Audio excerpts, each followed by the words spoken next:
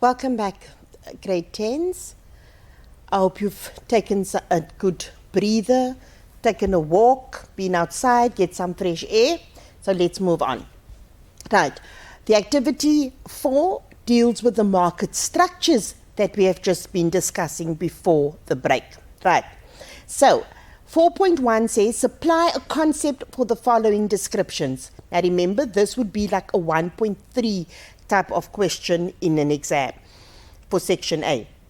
So 4.1.1 occurs when the seller does not have influence on the price, meaning he is not a price maker. In other words, he is a price taker.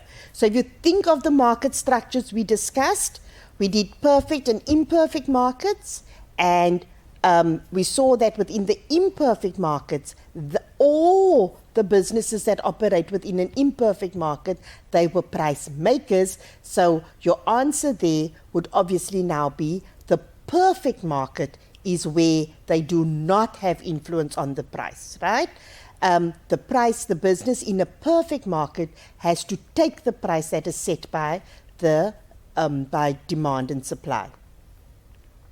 Right, 4.1.2, an arrangement between businesses with the aim of limiting competition between them by fixing prices. Now maybe I can give you a clue here. Remember we spoke about the concept of collusion, and I said to you it is only within this market structure that we find collusion happening. Doesn't happen in any other market structure. The reason it doesn't happen in other market structures because there are just way too many sellers within those market structures. Or, like we had the one market structure where there's only one seller or only one producer. So, what am I referring to here? There are only a few sellers within this market structure. Therefore, they can fix prices. Therefore, they can collude. And that market structure is an oligopoly. Right, 4.1.3, products that are exactly the same in terms of type, quality, size, and appearance. So these products are all identical, in other words.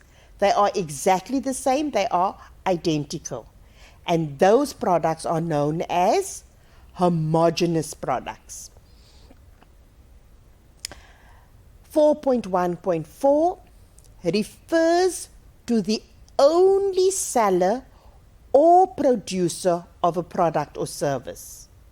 There's only one seller within the market, no competitors, and the nature of the product is unique. They have imperfect information. They are price makers. Who are we talking about here? That is obviously your monopolist. Okay? So you can, even if you wrote a monopoly, that would also be accepted. Right, there's your answers for 4.1. Perfect market or perfect competition, oligopoly, homogeneous, and as I said, monopoly and even monopolist would also be accepted.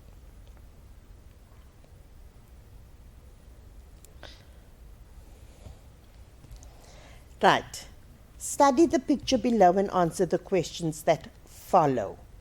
Right, so I need you to take a close look at the pictures there. We see there we have pictures of vegetables on the table, and now we're going to look at the questions. So already that must give you an idea of what we're talking about here, right?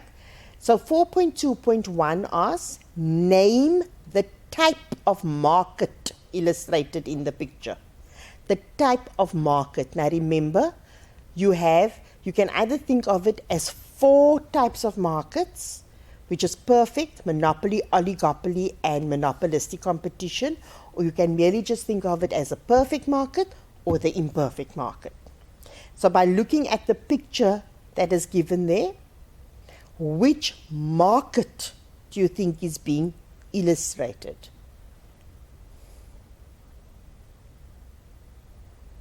Right, We see there, we're talking about fruit and vegetables, and we just need to look at these two here. The tomatoes look exactly the same, right? You look at that carrots there. The one carrot looks exactly like the other carrot. So obviously here we are now referring to the perfect market, right?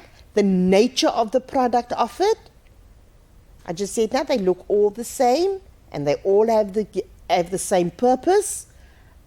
So therefore that would be homogeneous. 4.2.3 briefly describe the term perfect competition. So how would you describe the perfect market? So obviously this is now a market where they are price takers. So you can now use any of your characteristics to describe the perfect market. Briefly explain the benefit of an unregulated market. Who benefit? Now you think about unregulated means no government involvement. So now you think about who benefits or how does one benefit when there is no government regulating the market. There's no regulation within the market.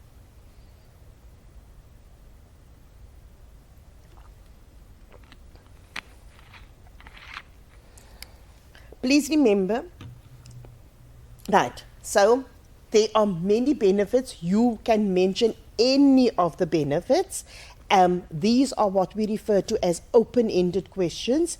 If you look at 4.2.5 as well, how does technology play a vital role in the economy? Right? Now, please, whenever this question is asked, students run the risk of they tell you what technology is and what it does, right? So we want to know how does the economy benefit from this technology, right? What is in it for the economy?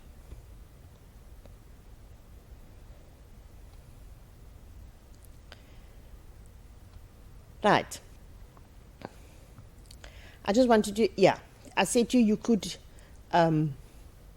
use any of the characteristics to describe that. And then here we see the role of technology within the market and obviously how the economy benefits from it. Okay. Yes, the efficient communication, obviously that is a major one, right? Because now you can communicate with somebody in America so quickly, so you are fully kept informed about what the market conditions are, not just within your area that you operate, but also on a global scale, okay? The sellers can advertise, right? There's so many things being advertised on the internet nowadays. On Facebook, there's all these social media platforms that are being used for how you can access products.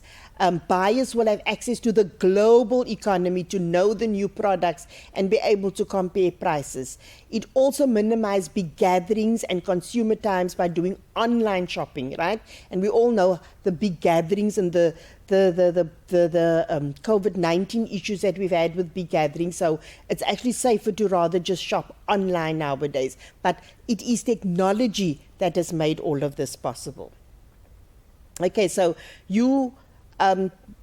there are so many other things we can think of technology in terms of production and all of that as well, but you only need to give 2 things, right? Because it's for 4 marks.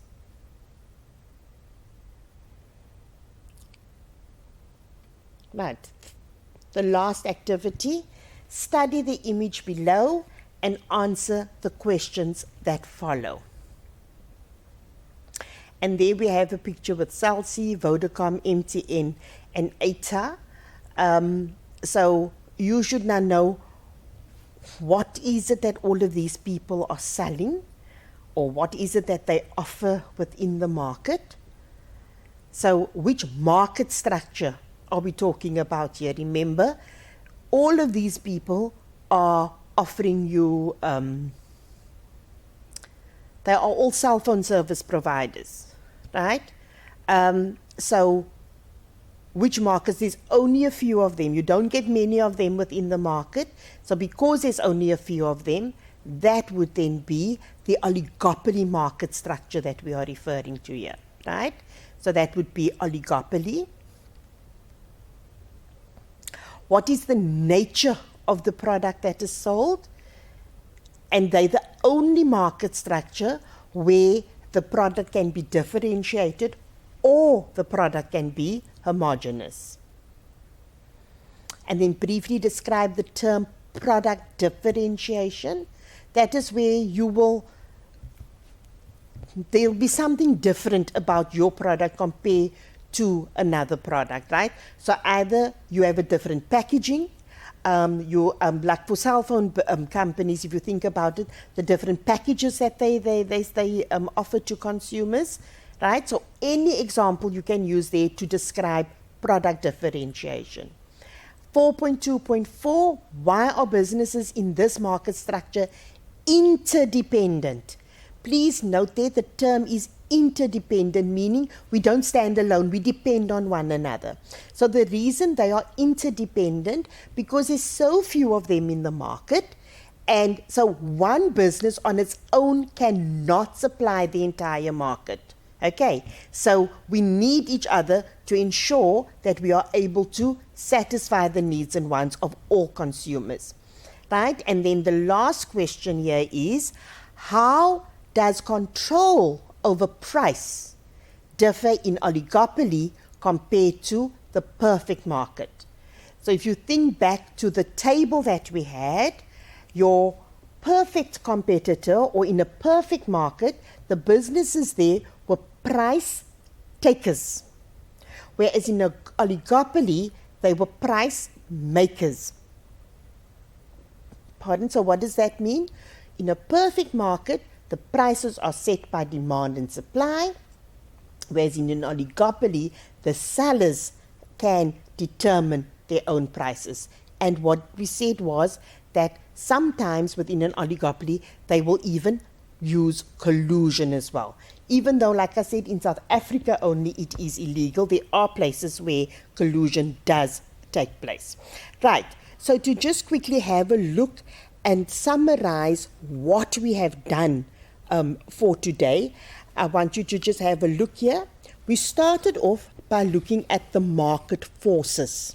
We then went on to looking at market intervention, and we ended off with market structures. So if you see here, everything dealt with the market. So when you're talking microeconomics, you're talking market. Everything deals with what is happening within a market, what the different markets are. So if we look again at your market forces, that is made up of demand and supply. So demand and supply, together, they form your market forces.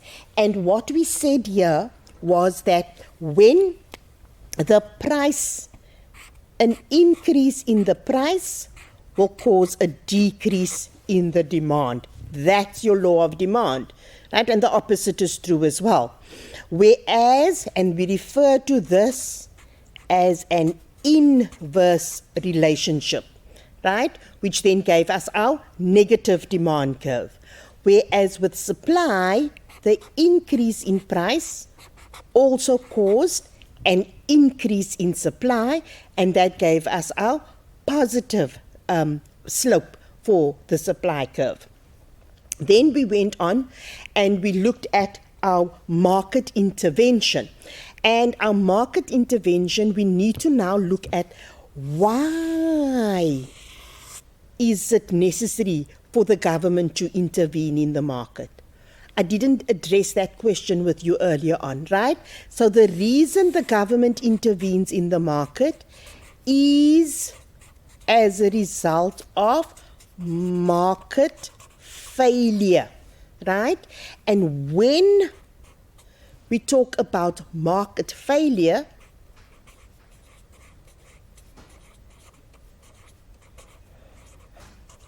that means that there are inefficiencies that exist, right?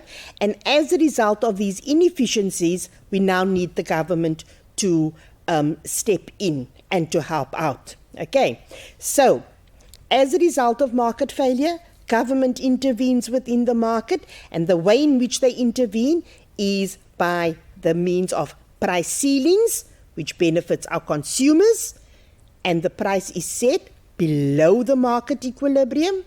They also intervene by means of price floors, which benefits the producers.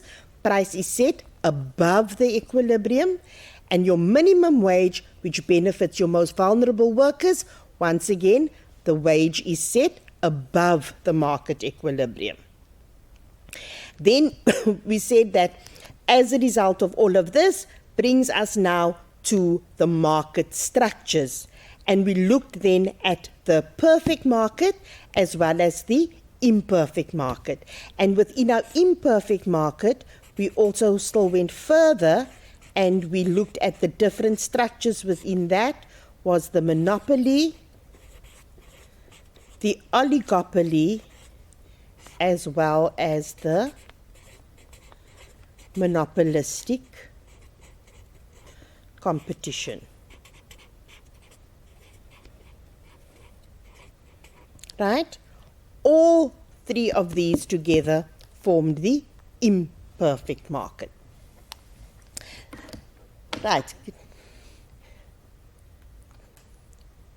Right. So, grade 10s, that brings us to the end of our revision session for term 2. Thank you.